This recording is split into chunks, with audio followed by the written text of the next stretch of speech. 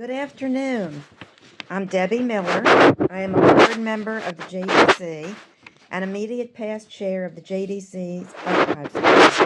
I am delighted to welcome everybody today to the lecture by Jonathan Sarna. First, a few words about our archives. The JDC archives, which house the records of JDC since its creation over 108 years ago, is one of the most important repositories in the world for the study of modern Jewish history. Visiting scholars from around the world utilize our unique offerings for their research, as do publishers, journalists, family researchers, curators, filmmakers, and others.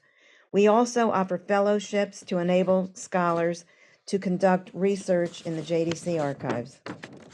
Our speaker today, Dr. Jonathan Sarna, is university professor and the Joseph H. and Bell R. Braun Professor of American Jewish History, as well as the director of the Schusterman Center for Israeli Studies at Brandeis University.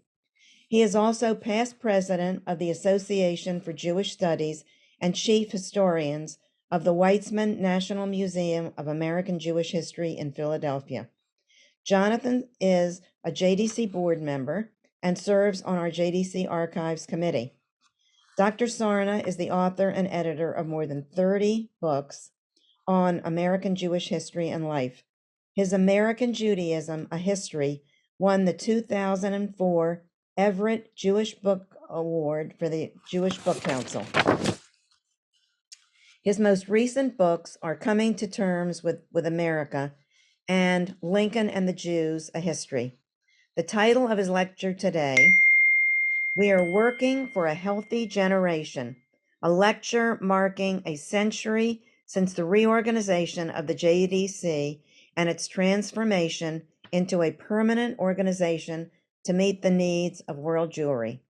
Our format is that Jonathan will speak for about 45 minutes. We will then entertain questions.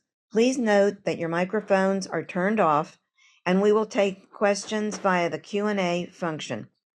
You can send a question at any time during the lecture. Jonathan, take it away. Well, thank you very much. And Debbie, I appreciate that very kind introduction. And also, I want to thank Linda, who invited me months ago, and now Isabel, who made this possible, and Avra, who's working behind the scenes. And I also want to say that I couldn't have given this lecture and shown you all the slides that we're going to look at together, had it not been for the JDC archive, which is online and available and can be looked at late at night, and is really a remarkable contribution. Now, as you heard from Debbie, this year marks really exactly a century, 1923 to 2023, since the transformation of JDC. People thought it was temporary. It was a wartime organization to meet suffering, and it then became a permanent organization dedicated to reconstruction, and as we'll see, beginning to work with what we might call today startups, meaning projects that needed funds in the short term, but the goal was that they would become self-sustaining. Next slide, please. I shape what I'm going to talk about around really two posters that survive. The one you are looking at in Yiddish and produced apparently in Poland. Nachimkin is the artist, and it's dated 1926. We are working for a healthy generation, that a little youngster looks quite healthy. Come join us and take part and help. Um, Help in our work. Um, the background to this poster, we'll come back to it at the end, but it was really produced as part of a collaboration between the JDC and the Polish TOZ, the Society for Safeguarding the Health of the Jewish population. This was one of the Gershon Levin um, uh, uh, operations. It was enormously significant and impactful. Um, uh, Jews in Poland, thanks to this, had an infant mortality rate about half that of their neighbors. But the question is, how did this become a JDC program? And certainly nobody would have foreseen that in 1914. We'll go to the next slide. And part of the point is how JDC has changed as the world has changed, as needs changed. 1914, this poster is really produced in response to World War I. World War I, in many ways, was the greatest catastrophe that Jews had seen, certainly in their lifetime. Many Jews lived precisely in the borderlands that saw the brunt of the fighting. Um, the, uh, the number of Jews killed, wounded, the number of Shtetlach destroyed even very early in the war was enormous.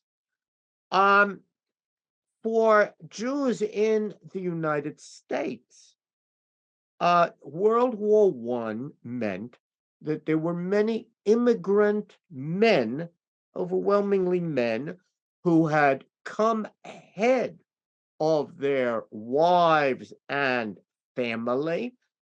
They had promised to work hard, to send back money, and in time, they thought, our wives and children will join us in the new world. And now, lo and behold, those wives and children, and often parents and other relatives, were in mortal danger because of the combat. Lots of Jews felt guilty. Maybe we should have worked harder, sent more money, eaten 2 meals a day, and then we wouldn't be in this position. They certainly wanted to do anything they could to aid. And that's kind of the background. This is the most important fundraising campaign to date, meaning up to that time in the history of the American Jewish community. Let's go to the next slide. Just for those who need a refresher on World War I, it develops very quickly.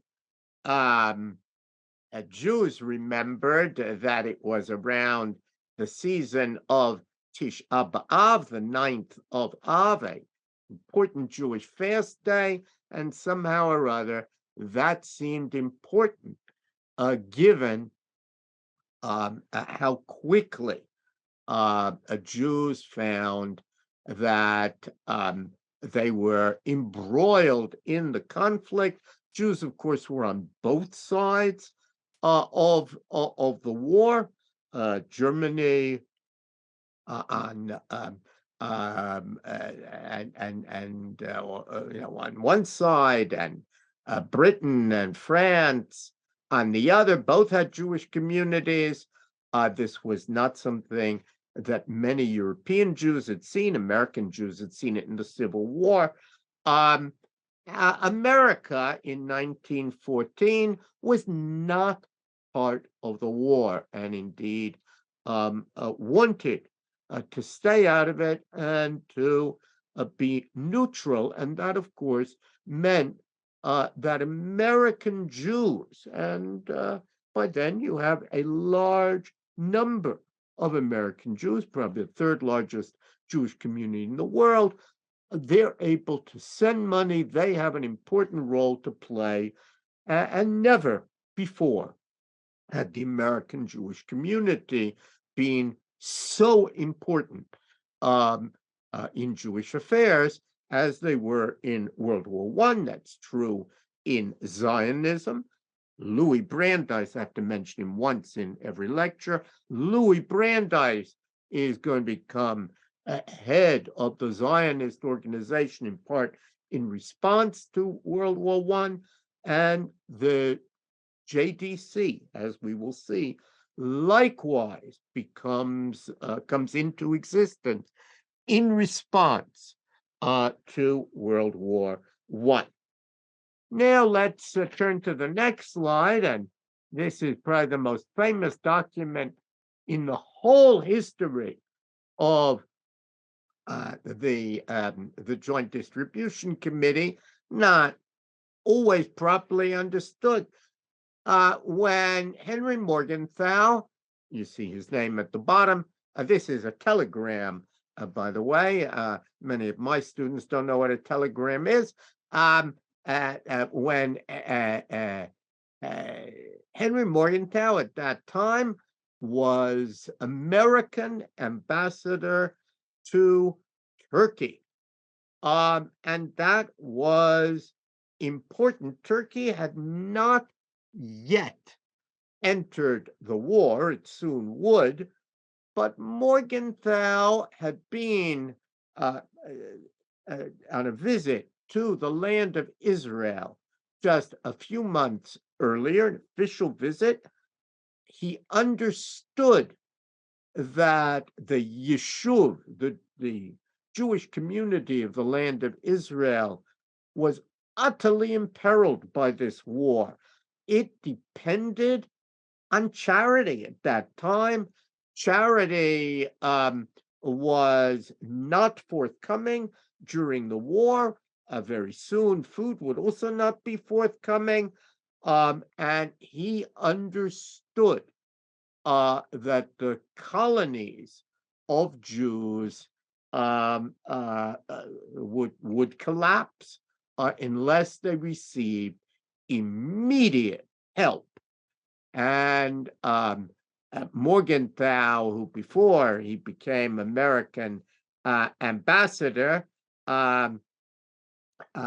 he had himself been one of our crowd, as Stephen Birmingham famously described it. He'd been one of those big Jewish bankers and patricians in New York.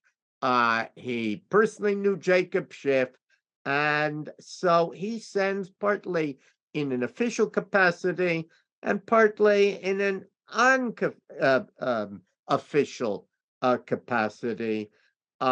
He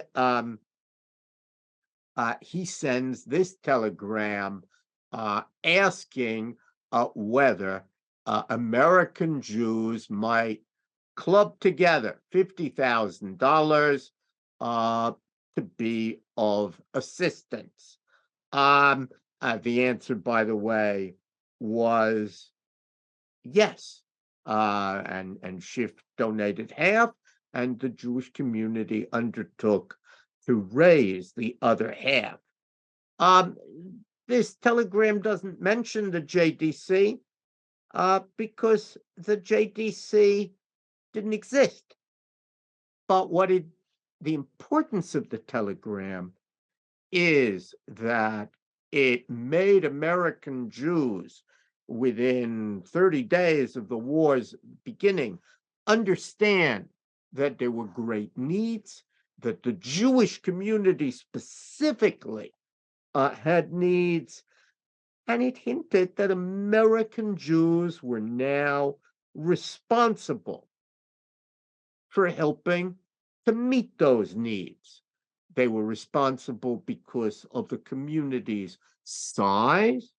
That said, third largest in the world, soon would be more than that.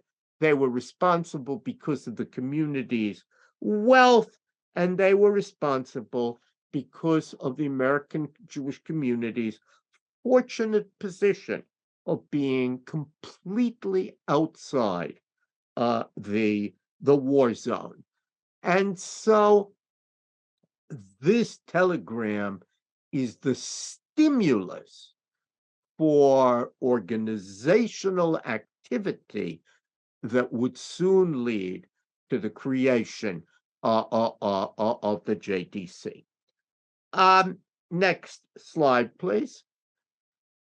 In addition to sending money to the land of Israel, the JDC, well, the Jewish community in the United States, especially in New York, also realized that Jews wanted to send money, what are often known as remittances, to help their relatives abroad.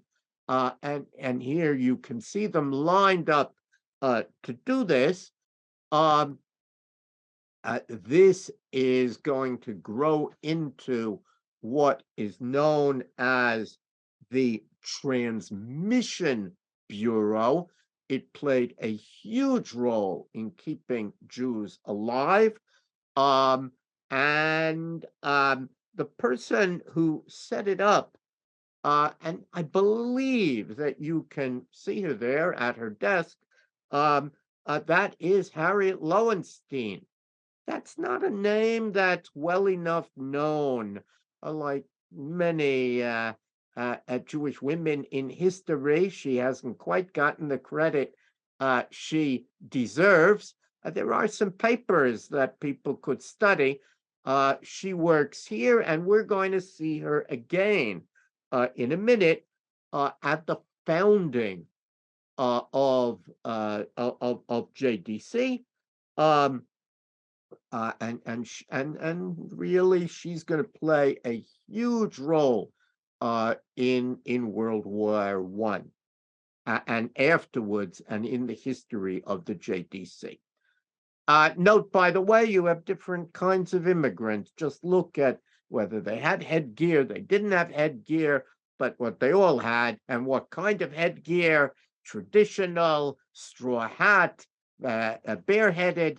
But what they did have, all of them wanted to help their relatives abroad and wanted to find a way to send money so that those relatives could survive. Next slide, please. Now, as the war continues and it becomes clear that this war wasn't going to quickly end, the very first group to establish a central committee, you can tell that they've been influenced by socialism, were the East European Jews. Particularly, these were Orthodox. The group that helped them was the Orthodox Union. If you've ever seen food with an OU symbol, that's the same Union of Orthodox Jewish Congregations. And we often forget what an important role it played, setting up the very first organization so that East European Jewish immigrants to the United States would be able to help relieve Jews suffering through the war. That happens on October 5th.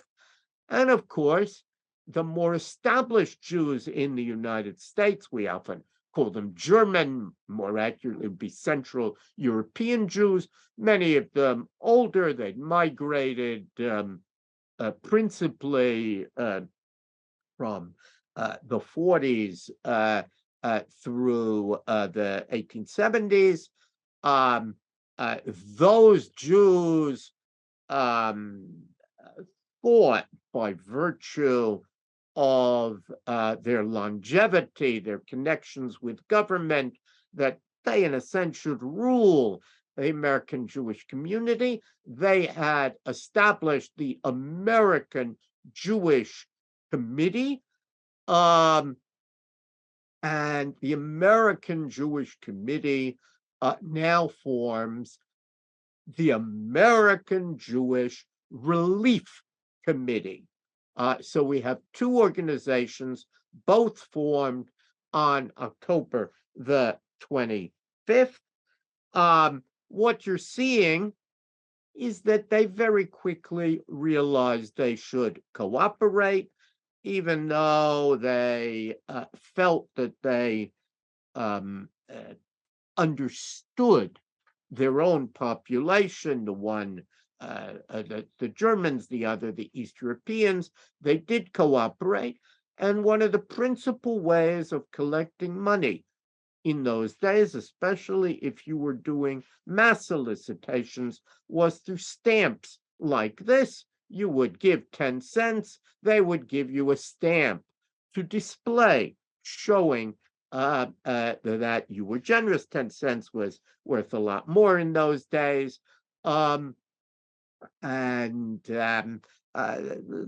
tradition of stamps reflecting what you had paid really would continue throughout the 20th century.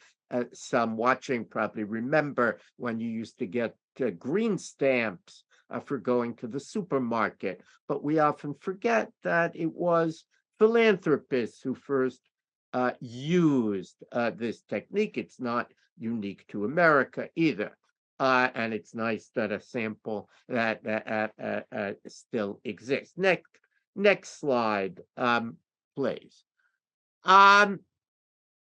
Now this document is the document that shows us the beginning of the Joint Distribution Committee.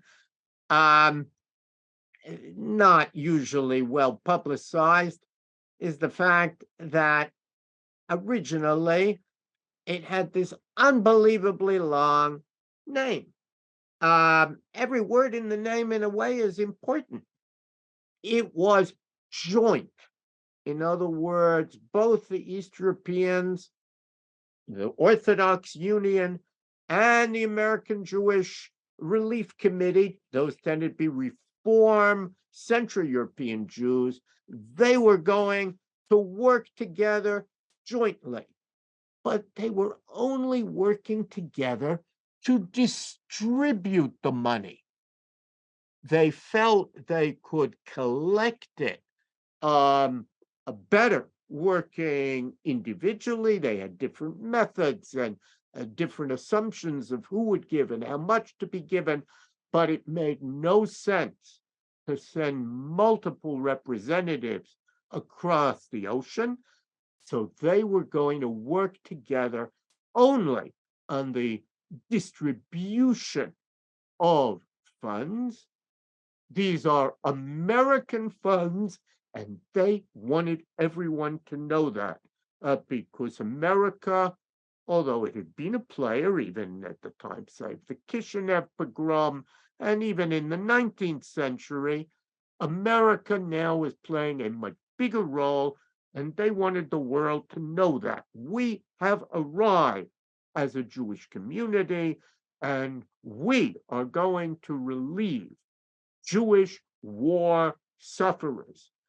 And believe it or not, they had this incredibly awkward, hard to remember acronym, JDC, AFR.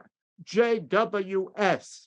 I know there are some JDC staffers watching. You must be eternally grateful that this name was eventually shortened um, from this original long and awkward name. But in many ways, this is the beginning. Um, and if you look at the screen just at those names, these were folks who didn't generally work together. Some of them on the bottom were known Orthodox East European figures. Those like Cyrus Sulzberger are well known. That's the same family as the New York Times. Are well known for being Central European. They disagreed religiously and on many issues, but this was the greatest crisis Jews faced, and they knew they had to work together, and indeed, they did work together. I should say that American progressivism encouraged efficient philanthropy.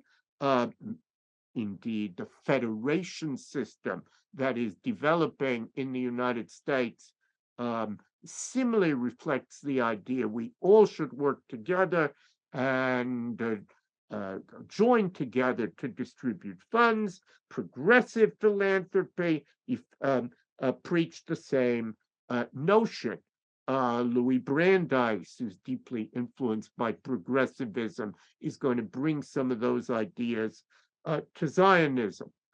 Harry Lowenstein is actually credited with this name, Joint Distribution Committee. Have a name that says exactly what we do, and she was probably not in the PR department. She was the comptroller, and she understood that the role is really to keep very accurate records to distribute these kinds of funds. She'll, at a certain point, be the executive secretary of the JDC. The JDC had women really from day one. Ariel is really a century later part of a great tradition, and you don't find it as much in other Jewish organizations. Now, next slide, please. Now, there was one group that had not been included in the joint, and that were the secular Jews, heavily socialist and some communists, all Yiddish speaking. Many of them belonged to trade unions. The reason there were some Zionists, but the reason they hadn't been included is because they didn't have much money. They were struggling. Nevertheless, they too felt, no, it's a very Jewish idea. Everybody has to give something. The idea, those who know what a pushka is, a little charity box. Maybe you can only put a penny in it, but we too want to be part of this effort. We have not seen that kind of mass philanthropy on a nationwide scale, but now, a little later than the first two, we see the organization of what is called the People's Relief Committee for Jewish War Sufferers. Initially, they, who were rather scornful of the Orthodox rabbis on the one hand, and of the German, they called them Yahudim, the German Jewish leaders on the other hand, they were going to go it alone. We'll do it our way. But that was quite impractical and a huge waste of money. since it was so expensive to travel abroad during wartime, not to speak of how dangerous it was. And so, fortunately, they too become part of the joint distribution committee. We'll join with everybody in how we distribute the funds. We'll make decisions together and collectively, but we'll collect money from our own constituents. And so if we go to the next slide, we can see what the joint consisted of. This, of course, is a much later document, but it's a visual. You had these three organizations really representing different arms of the fast growing American Jewish organization, Jewish community, and all three of these groups are agreeing to cooperate. That was a big deal, and to channel their funds into the Joint Distribution Committee of American Funds for the Relief of Jewish War Sufferers.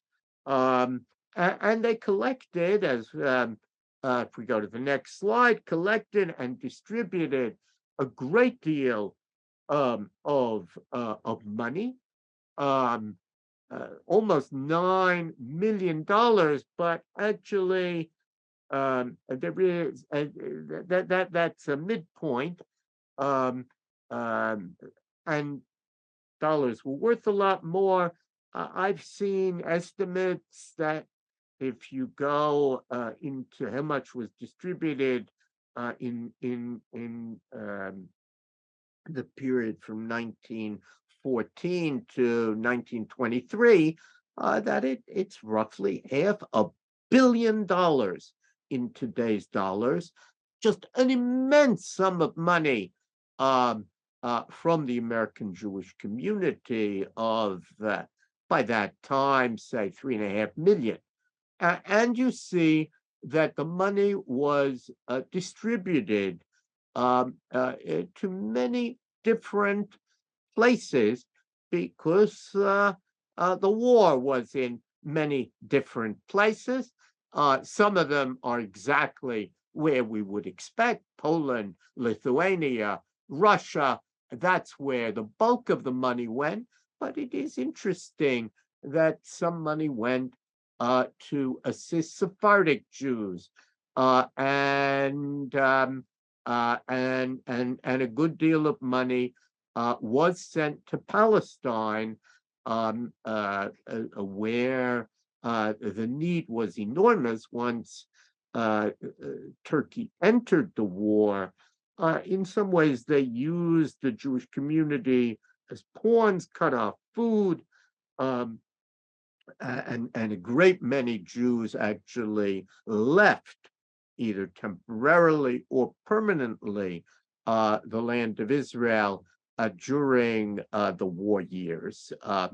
Even famous people like David Ben-Gurion was in America during that time because it was impossible to be in Palestine, and the Turks believed that many of those Jews who were not native to the Ottoman Empire were really working for the other side. Okay, next slide, please. I will just say on the previous one, note the transparency. From the very beginning, the JDC made a big deal. We will tell you where your money is going. And here you see the same thing. This just happens to survive in the archives. This clearly was an event to raise funds. Same long title, but note how the first three words grow and grow, and Jewish war sufferers, they remind people, and the middle words get smaller and smaller. It is also very fortunate when they alphabetized these three organizations made up of the joint.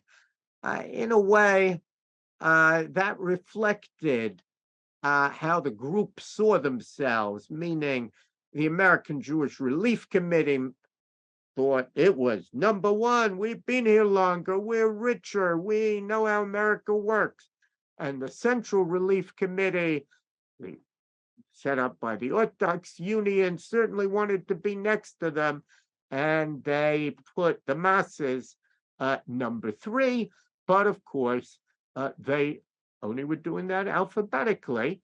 And note too that they are meeting in the oldest synagogue um, uh, in the United States. The first synagogue to be created, not on that location, of course, was Sherith Israel, known as the Spanish and Portuguese synagogue, and that was where they convened.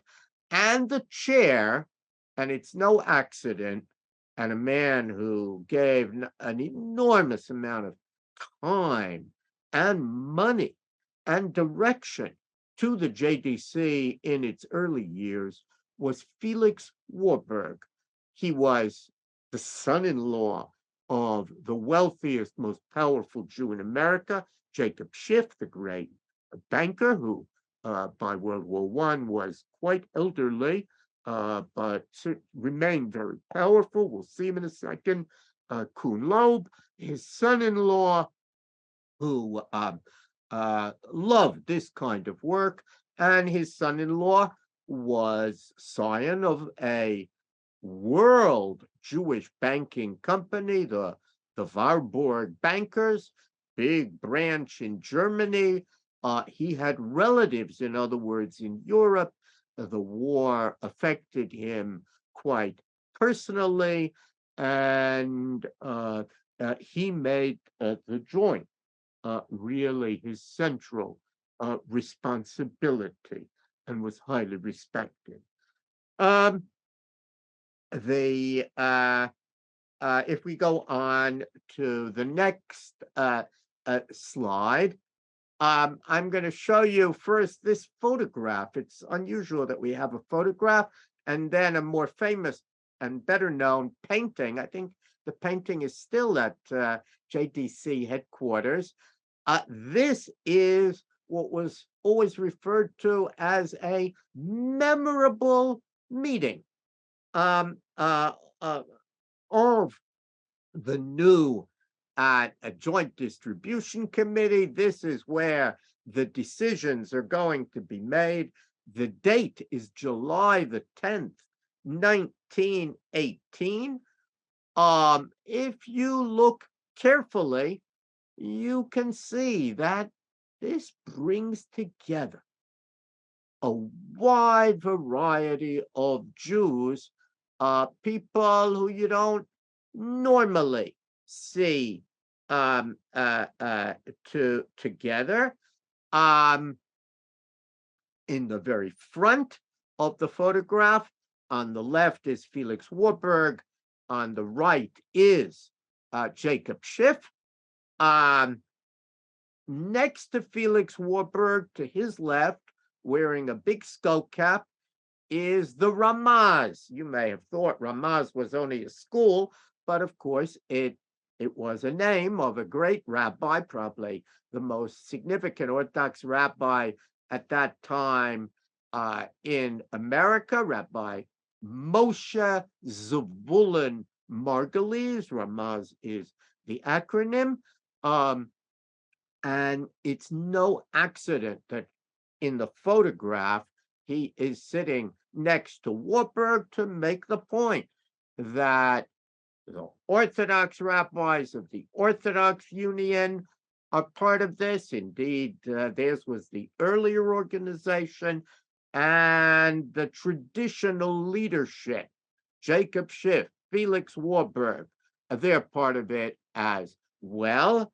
I do have each of the names. We don't really have time to go name by name, but let me note a few people here.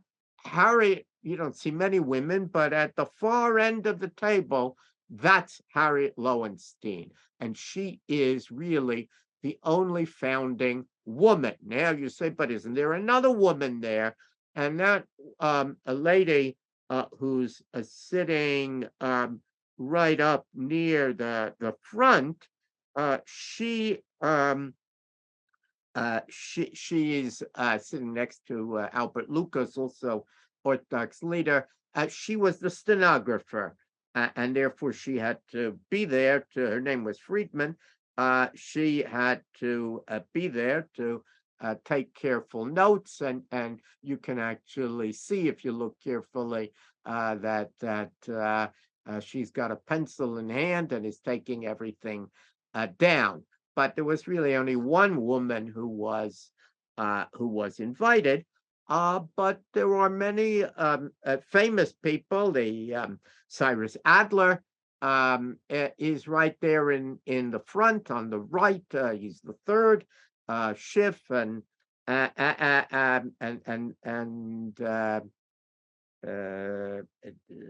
who's next to Schiff, and then Adler. He's the third, and other people.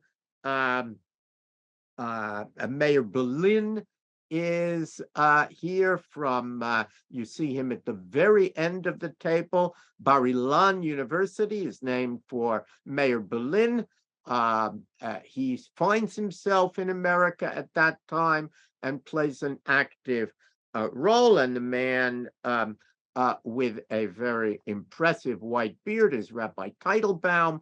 Um, who was very proud of being there, another notable rabbi, and at the same time, next to Cyrus Adler was Arthur Lehman, and on the other side is Herbert Lehman. You remember Lehman Brothers had an unhappy end, but both of the Lehman Brothers are reflected in this picture. Now, do note, look carefully at it because I'm going to show you the painting and you'll see something interesting. If you go to the next slide,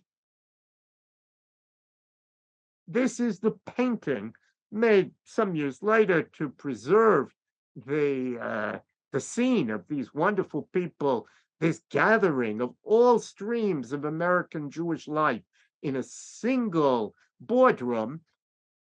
But those of you who remember the previous photo will see that a few people have been added and moved. Most notably, Louis Marshall, the great lawyer, a very important leader of the American Jewish community, but actually not present initially on that day. On July the 10th, 1918. They didn't want to leave him out, so they bring in Louis Marshall. They move a bunch of people around, and one of the people who they move around is the Ramaz, whom they now move to the other end of the table. So you got these two long bearded Orthodox rabbis together, but you lose the point that the Ramaz wanted to make, which is actually he wanted to be right up there with Felix Warburg. A few other changes, but it's just interesting to see how sometimes in painting these scenes, the original is improved in certain ways. And it's fascinating that we do have both the photograph and the painting. The next slide is a book. It's a very new book. And if you want to know the enormously important role of principally the JDC, but also other organizations with which the JDC worked in World War I, there is finally a very well researched and conceptualized a volume that's just come out by Jacqueline Granick. And her point is that now there is something called international Jewish humanitarianism. And that's really what the JDC is becoming part of. They didn't know that, as we'll see in the beginning. They hadn't read this book. They didn't know that that's what they were going to be doing. They thought they were just relieving war suffering. But actually, we were setting the stage for international cooperation in humanitarian activities, um, which is going to be part of what the JDC does um, for its entire history. So I encourage you to read the book. Anyway, November 11th, the World War ends. And the question is, with the war over, do we still need relief of Jewish war sufferers? Can all of these wonderful people who we saw around the table retire from the scene? And the Jewish organization that was created as a temporary organization, what might be called in Hebrew Hora'at Sha'ah. It was created at a certain time to meet a certain set of urgent needs that allowed people who didn't generally meet together to work together. Now the war's over. Can we dismantle the organization and go back to what existed before? And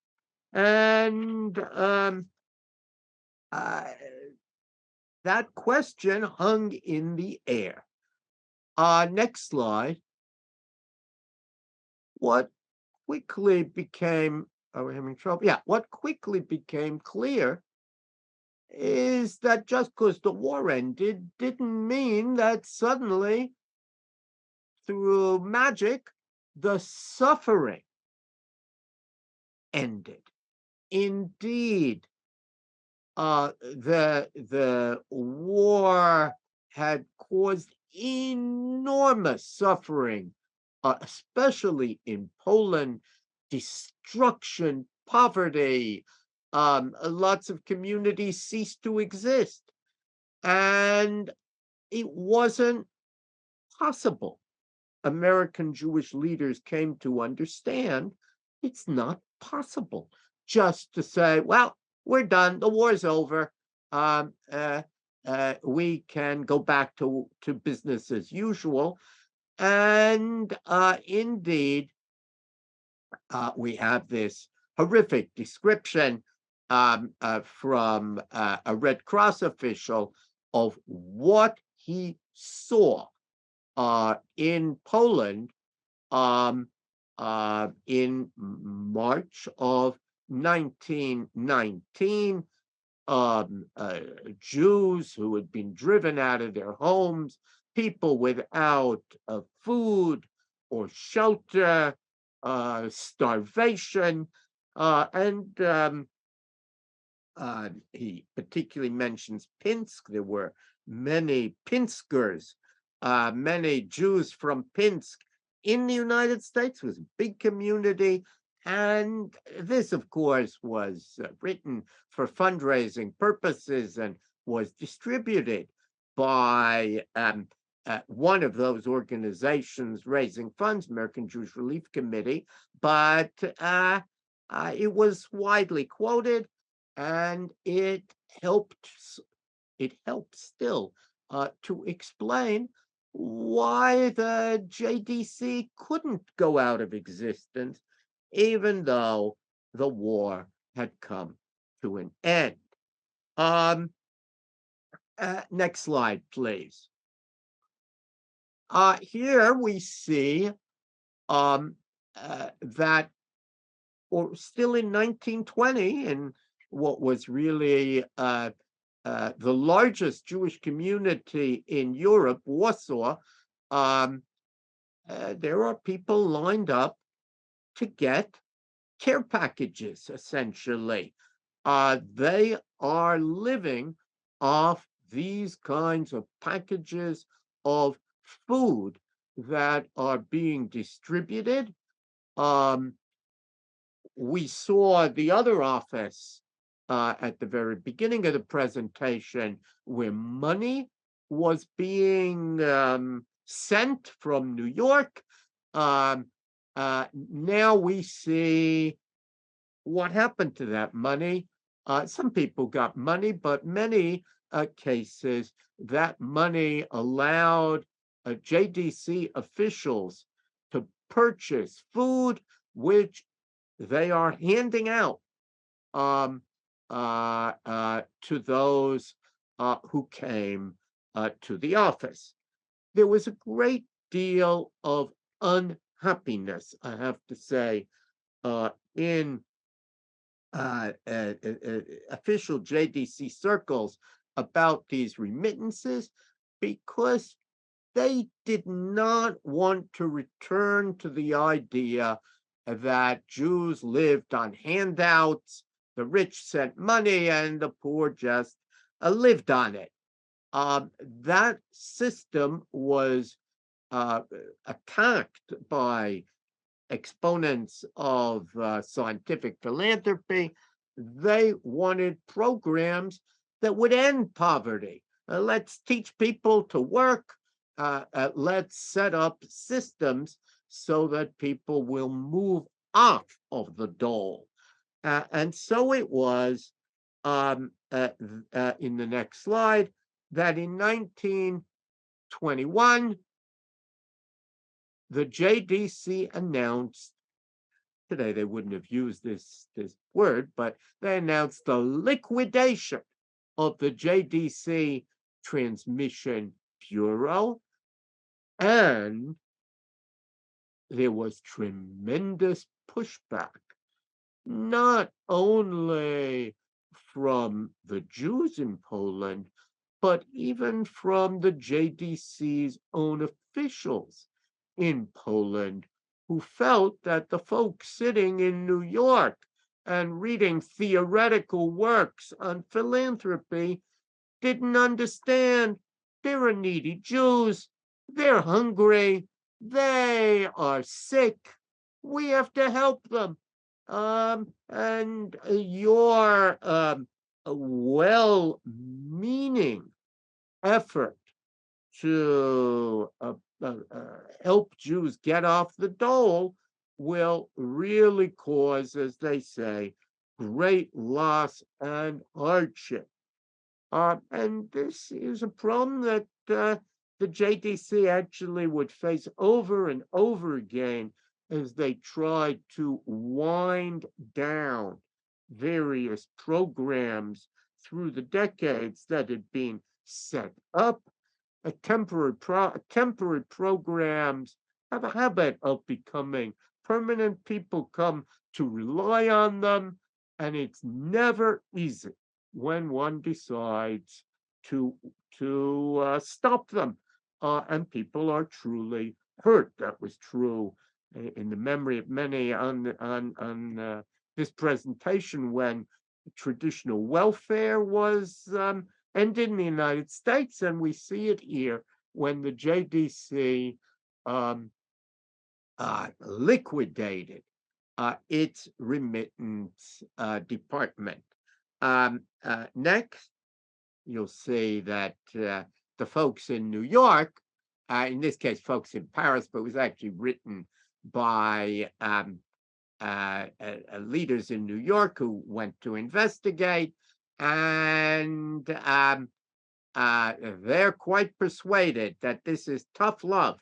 This has been the proper method. We ought to continue in the same way until the entire field is covered, by which they meant not only do we want to end remittances, but we want to wind down the JDC. It was a wartime measure to relieve war suffering.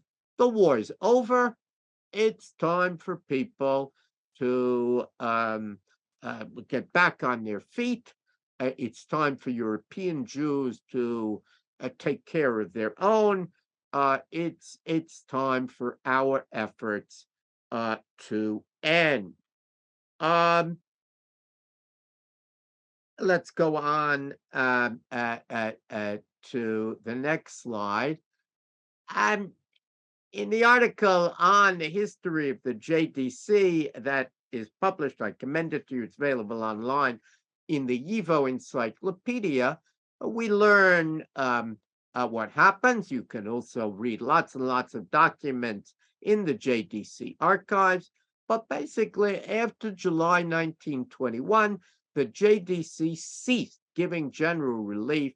It reorganized. Indeed, it reorganizes on a functional basis, different functions, different arms. The goal is no more war relief. Let's stimulate economic reconstruction. Let's strengthen local. The emphasis there should be on local community institutions. And the goal, they should become self sustaining. I want to say just one word as an aside.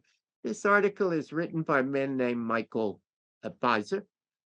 I met Michael Beiser when he was a refusenik in 1986 in Leningrad, what is today St. Petersburg. Even then, on his own, amidst all the suffering of Jews under communism, he had taught himself a lot of Jewish history. He discovered in his own city of St. Petersburg a lot of history, which eventually was published as a book. He, of course, he taught in Leningrad, which was a crime. They had an underground school. I met many of the people there. Um, uh, and then eventually, with the dismantling of the communist regime when it fell, I don't know the exact year, but somewhere after 1986 and in the early 90s, he was able to move to Israel, and he became a kind of in-house historian, researcher at the JDC in Israel. He's now retired. He's still in Israel, but it's really a great story. And I was so happy to see that he had written this general article. But in this case, the person is as interesting as the article, one of the great unheralded figures of the Soviet Jewry movement. Let's go to the next slide. Having liquidated remittances, the next step, of course, was to end the JDC, withdraw from Europe. We're supposed to help war sufferers. By 1923, the war's been over for 5 years. Time to end the JDC, go out of business, and this program wouldn't be taking place. And indeed, they made a decision. In February 1923, this is what you're seeing on the right is simply from the document. In February 1923, it was determined that there should be a general liquidation and withdrawal of the JDC from Europe, and they called upon everyone working for the joint to do what they needed to do to close down the operation. Then and now, the Jews don't always listen to what people at the top say. There's pushback. And even though this was a report and it was decided and everything seemed settled, in fact, as we know, it never happened. Um, it's not how the situation was resolved. There were great needs. There were various American Jews who go to Eastern Europe principally and report on what will be the result of withdrawing from the field. People feel guilty, And in the face of new knowledge and a greater appreciation of need, the JDC changed. Let's go to the next slide. And instead of going out of business, the JDC opens up various collaborations. The idea was that we will strengthen these various organizations that are working, in this case, for the health of the Jewish people. This is where we began. We've come full circle, but now we know the context and the rest of the story. This organization actually existed under obviously different names because the languages were different in Russia, Germany, and Poland. It does amazing work to protect the health of the Jewish population.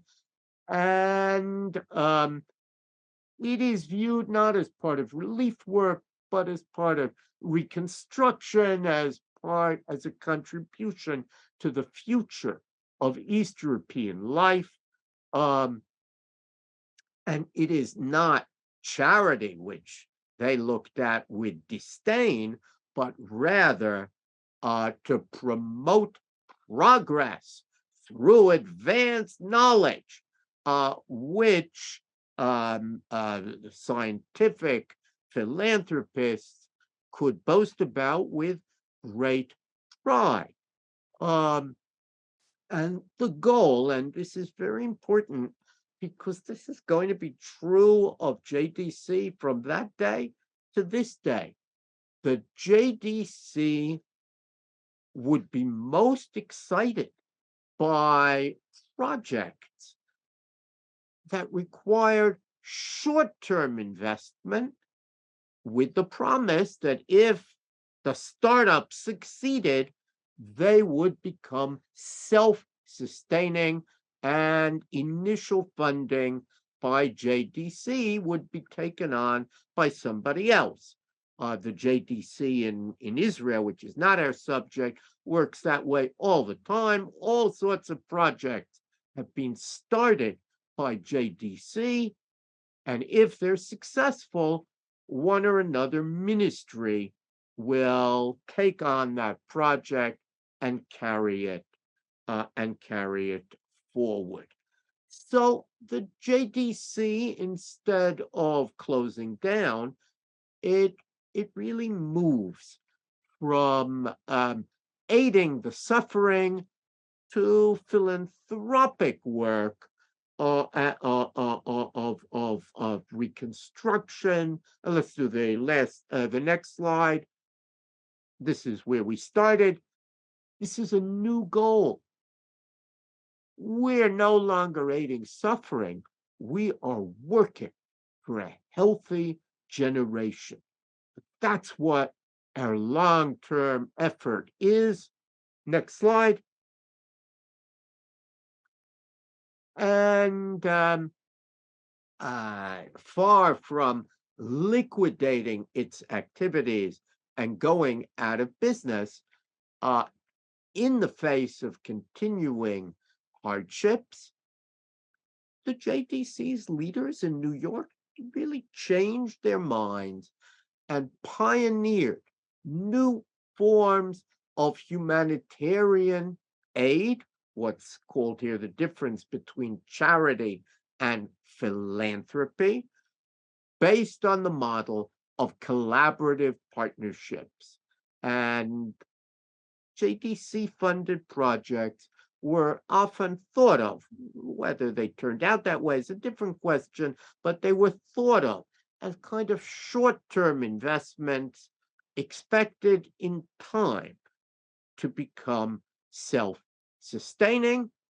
And there was always the hope maybe we'll be able to go out of business and the need for us will disappear. But I'm afraid that will await the coming of the Messiah. But this change happened a century ago, And by looking back at that moment, we can understand better the JDC and how it became what it is today. So let me stop there. And I've gone much too long. I'm sorry. Um, and see if there are any questions. Jonathan, that was fabulous. Thank you so much. Now, you know you're going to have to continue and do another lecture on what happens next, but whatever. Thank I'm better at predicting the past than predicting the future. you. But if there are questions, I'm glad, and I apologize for going past my time. No problem. One person has taken up a lot of questions. Wanted to know, I think in the very beginning, why we distributed funds to Spain was one of his questions. I'm sorry, why we distributed money? To Spain.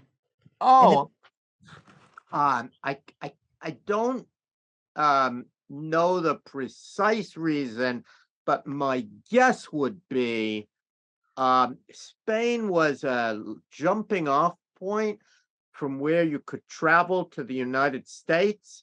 And my guess is that it wasn't a large amount of money, but my guess is that was helping transport Jews who were still able to get to the New World. And by the way, the same thing would happen in World War II for the same reason. Yeah. Another question is, how does the JDC's current role in Ukraine relief compare with the role in the past? Well, yeah, that's a very clever question. I hope that people are seeing that the current role is continuity. A totally unexpected war, just like World War One. Nobody quite expected it to break out when it did.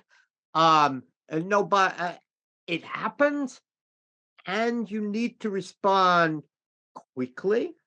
Of course, unlike in World War One, when there wasn't an organization, it had to be created, and a kind of top level Jewish leaders raised the first monies in the first month. That was the response to the telegram, and only then our organization shaped.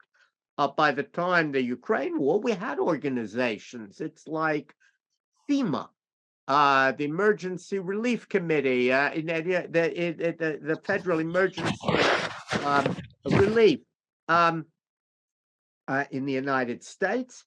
It's there so that when something happens, you know what to do. And the JDC is, in a way, like our FEMA. It knows how to respond when an emergency happens. And but some of what it was doing and some of the thinking is very similar. Initially, and many of you read reports of what JDC was doing, and note the collaboration, because in those kinds of places, you've got to collaborate with others who are involved in similar work. And then, as the situation stabilizes, you begin to think about what is long term, what is short term, when are we going to wind up, what are the needs, and so on. And when this situation ends, there will again, I'm sure, be battles between those who say, well, we still are dependent on your benevolent handouts, and others who say, no, maybe we will help reconstruct here and there, but now we need a community that will again become sustaining, self-sustaining. So there are many, many parallels. And in a way, we've learned a lot about humanitarian relief over the last century. and and the success, and I think it will be seen as great success. The success of JDC was that it had all that expertise and was able to utilize it. Jonathan, thank you. So we've run over. There are a few more questions in the chat. Maybe you can answer them offline Sure. in another time. I want to end with one because Ellen Heller, one of our past presidents, said it all. She wished that we could have an applaud function so that we could thank you, all of us could thank you for this because it's been terrific. Well, it's a pleasure, and I do want to encourage people to spend a little time in the JDC online archive. It's an amazing resource, and I learned a great deal. So thank you for watching, and anyone who wants can write to me, sarna@brandeis.edu, and I'll try and answer any questions. Thank you, thank you, thank you. I hope everybody enjoyed this as much as I did, and Ellen, because I know she loved it too. Our next webinar will take place May 22nd. Anna Summer Schneider will give a lecture on Yiddishkeit and JDC support for Jewish education in communist Poland. You can register via the JDC Archives Facebook page, and the link is in the chat. We hope that many of you will be able to join us and sign up if you want to get our e-newsletter. And again, thank you all for coming. This was terrific. Bravo.